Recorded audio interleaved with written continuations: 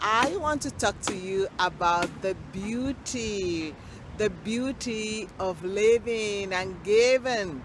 Yes, you may wonder, what is so beautiful about me living anyway? I've been going through some difficulties and challenges. You know what? Those challenges are meant to let you grow your wings.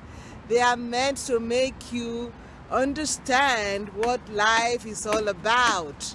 So, how can you add living and giving? Add them together to make them advantageous for you. The first thing to do is to learn that your living is for a purpose. Yes, there is a purpose for your living, and you got to live well. And when you start to give, is the first step to living well. And I will talk more about this next time.